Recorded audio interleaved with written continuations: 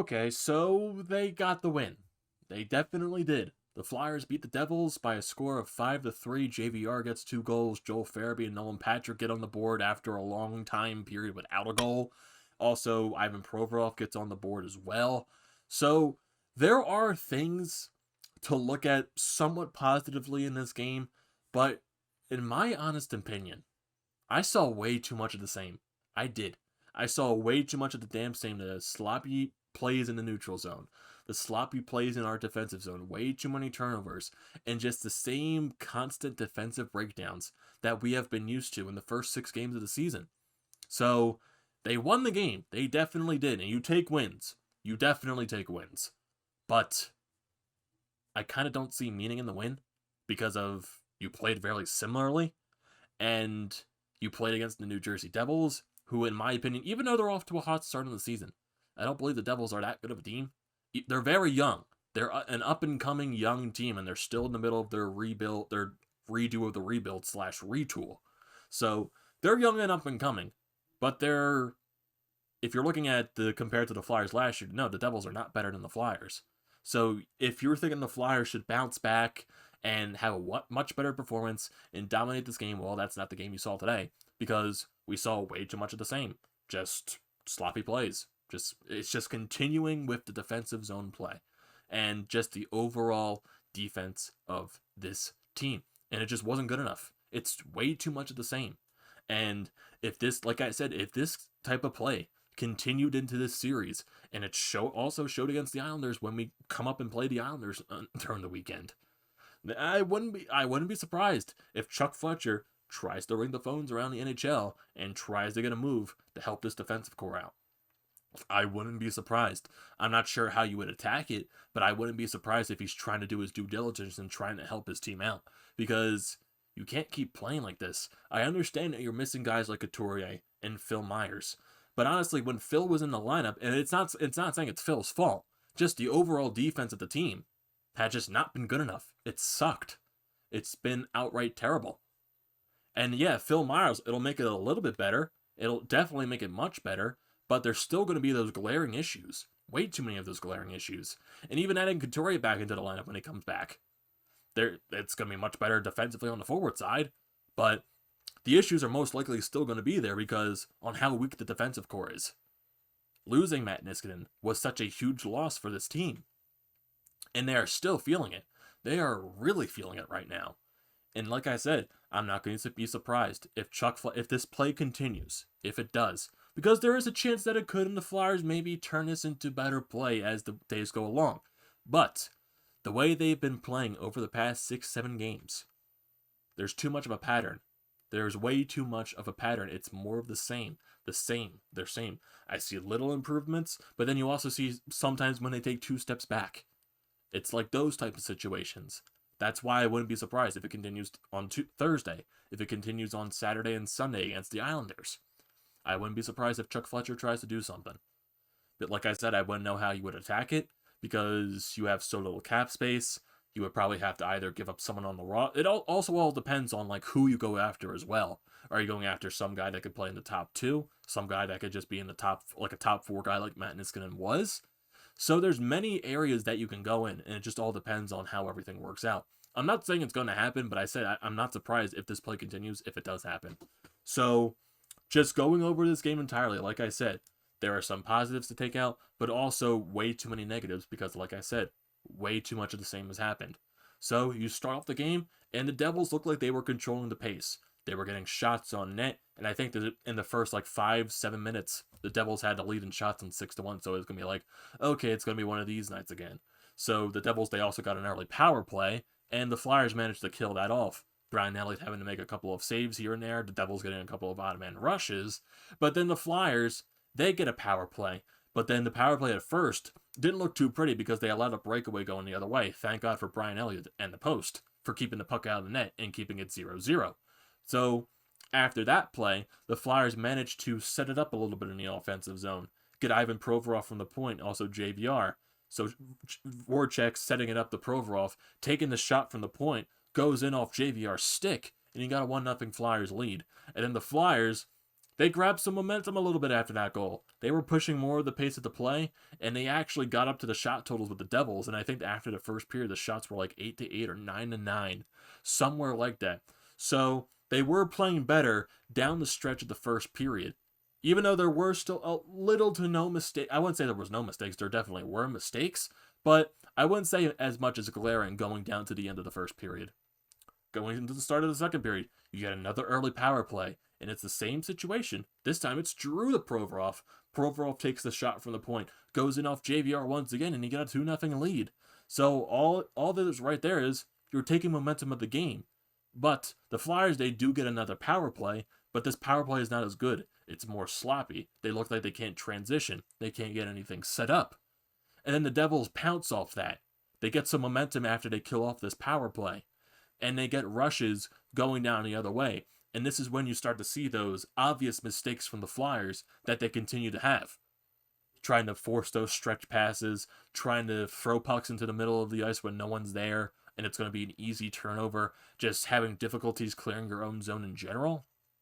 So on one of these goals, the Flyers try to force a stretch pass, gets to the blue line, you can't do anything to recover it. The Devils go the other way, you got Miles Wood driving the net, goes behind it, the puck bounces in front of the net, where Michael McLeod, he bounces on it, and he puts the shot onto the net, and Elliott gets it initially, he does, but somehow it just trickles behind him, barely goes into the net, and it's a 2-1 game right there. And then, honestly, not that long after, I think this is like 5 minutes after that goal, basically the same difference. Flyers try to force a stretch pass, gets turned over in the neutral zone going into the offensive zone. The Devils go the other way. You got Kukkonen, you got Johnsson, and Johnsson setting up the shot. You got Zajac driving the net. Johnsson takes the shot, goes off a Zajac stick through Elliott's 5-hole, and it's a tied game just like that. Just like that. So, another game where you had a 2-goal lead, and you blew it. You blew it in the second period because the Devils grabbed so much of the momentum, and you kept continuing to make mistakes. Continuing to force plays that should not be forced. Continuing to not keep it simple. Continuing to not get any chances going the other way. Because the rest of the second period, the Devils had all of the momentum in the world. All of it. And Elliott had to make some saves. There were some situations where I'm like, oh my god, how the hell did that puck not go in? And then also you get the post luck from the Devils consistently hitting the post, and the Flyers getting lucky off that those pucks didn't end up in the net. So the post kind of saved the day for the Flyers there.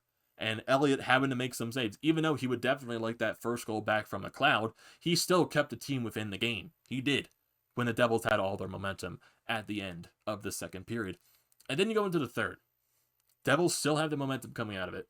They're still getting chances. Once again, they continue to hit the post. They can't get lucky. They continue to hit that post. So the Flyers getting lucky off those chances. And honestly, after like those first 5 minutes of the third period, the Flyers still were making some mistakes, but they were also getting a little bit of chances going the other way. Some situations where they're reluctant to take the shot, they opted to pass first, but then you get the Nolan Patrick line out there. They're starting to drive into the play. Nolan Patrick hands it off to Konechny, goes behind the net, gives it to Drew, who's also behind the net, and you have Wedgwood flying outside of the net. All these guys were just like basically screaming shoot at this point because you have a wide open net to shoot at. But then G hands it off to Nolan Patrick, takes the shot, goes into the empty net past Wedgwood, and it's a 3-2 Flyers lead. And honestly, and the Flyers, I think after this, they go on the power play once again. They had a little bit more chances on this power play, but then once it got killed off, they didn't lose the momentum. They had their chances. The fourth line goes out there. Well, I would say the third line maybe at this point. Third line goes out there. Scott Laughton forechecks, forces the Devils to turn it over. And honestly, the pass they were trying to make went off of Lindblom's skate and right to the stick of Scott Laughton. And then he finds a pass thread over to Joel Farabee, who has a wide open net to shoot at, buries it. 4-0 Flyers lead. And, well, not 4-0, 4-2 Flyers lead. What the hell am I saying, 4-0? I'm losing it at this point. I am completely losing it. So, 4-2 Flyers lead. Joel Farabee, Nolan Patrick, they both get their first goals in basically since the first game of the season. And then all you really had to do at this point is shut down the rest of the game. But the Devils, they were getting their chances. Like I said, they continue to hit the post. They do. They're getting their chances. And at the end of the game, you were expecting them to pull the goaltender. The Flyers were also getting their chances as well. Kevin Hayes had a couple of chances, Voracek as well. Same thing with JVR. But they weren't able to really bury anything. Not really. But Still some of those issues. Trying to force the puck out of the zone, you're throwing the puck into the middle of the ice, and you're having not as good stretch passes. And you're also turning it over at your own blue line. So those mistakes are still there at the end of the third period. And then you have the Devils pulling Wedgwood, get the extra attacker out with around like 2.5 to 2 minutes left. And then the Flyers, they're gassed out there. They ice the puck. They have to win a face-off. They have to try to get a line change as well. And then one of the shots from here goes off of Ivan Provorov, and then he just dumps it all the way down the ice, I think backhanded, and it goes into the net. And it's a 5-2 Flyers lead. That's Provorov's second goal of the season. So it's like, okay, so basically, is this game going to end 5-2? Well, the game didn't end 5-2, sadly, because once again, another defensive breakdown by the Flyers allowed the Devils to jump onto the puck. And the puck's literally just sitting there in the slot. Robert Haig can't get it. Braun can't get it. Or it was Friedman at this point. I couldn't tell. I know it was Haig out there, but it might have been Haig and Braun. They're basically just battling for the puck right on the slot, and they can't battle to win it. And the puck finds the stick of Pavel Zacha, and he somehow just puts it right through Brian Elliott's 5-hole. He couldn't see it because there was like so many people in front of him. And it's a 5-3 Flyers lead, and that's how the game ends. It is. The Devils, they called a timeout. They tried to pull the goalie again. But the Flyers, they did manage to shut the game down from that last, after that goal. But just way too many of the same issues. Way too many. Way too many. And this is the first game the Flyers had this season where they've outshot their opponent. The Flyers outshot the Devils 31-26. So there's something to look positive about, I guess. But just like I said at the beginning of this video, it's great that you won it all. It is. You improved your record to 4-2-1 on the season. But way too many mistakes. Way too many of the same glaring issues. Way too many of it. And that's why I don't take as much value in this win. A win is a win. Yes, it is. But I don't take as much value in this win. It's because of how sloppy they played throughout the entire game. How the same mistakes still continue to happen. Again, and again, and again, and again. They just do. So you gotta find a way to be better. But right now, as you continue to see a pattern, there's just too much of a pattern to say like this is going to end, because it happened in game 1, it happened in game 2, happened in game 3, 4, 5, 6, and tonight with game 7. It's happened way too many times, way too many. And right now, if this continues on Thursday, and you find that with the Flyers losing against the Devils on Thursday, and then you have to go to on Saturday and Sunday at home when you face the Islanders, and we all know how much trouble the Flyers had with the Islanders even going back to the playoffs last year. There are a lot of glaring issues right now, and like we said going into this season, the defense was going to be the major question mark. It was. I'm not worried about this team's ability to score, because I believe this team it's the same forwards as last year. They're going to score when they score. I'm not worried about that. I'm worried about the defense. We're all worried about the defense. Because it's not good. It's not good enough. You got Provorov out there. You got Sanheim. Yeah, Ghost, I would say he played an okay game. He did. I'm not going to say it wasn't a fantastic game. He had his mistakes as well. But I'm not going to overlook one game because Ghost was in the lineup. Because they still had the same mistakes. Way too many of them. Just way too many of those mistakes. And the only way to really fix the issue is if maybe you go out into the trade market and you go and acquire someone. But like I said, who knows how they're going to attack it? Because honestly, I don't see it changing on Thursday. I see them playing the same exact way. And I feel like when they go up against the Islanders, I don't see it changing either. They struggled against the Islanders last year. Do you really think going into the Islanders with this style of play is going to be even better? It's probably going to be even worse. So the Flyers have a lot of things to deal with right now. They do.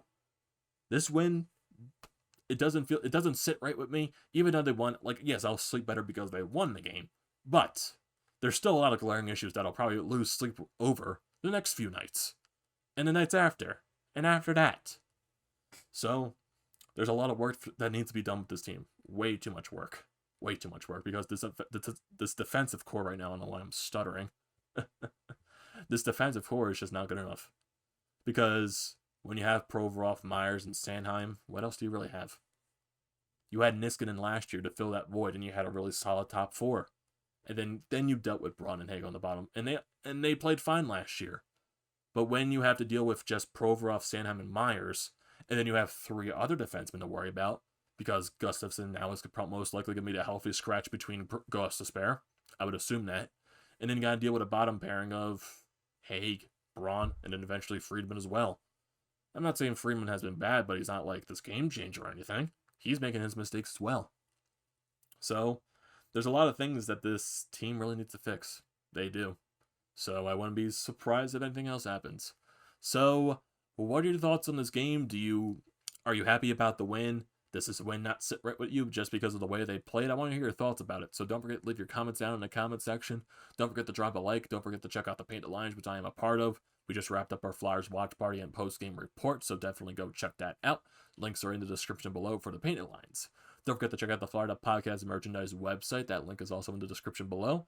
Thank you for watching this video. Don't forget to like, comment, and subscribe to this channel, and I will see you next time.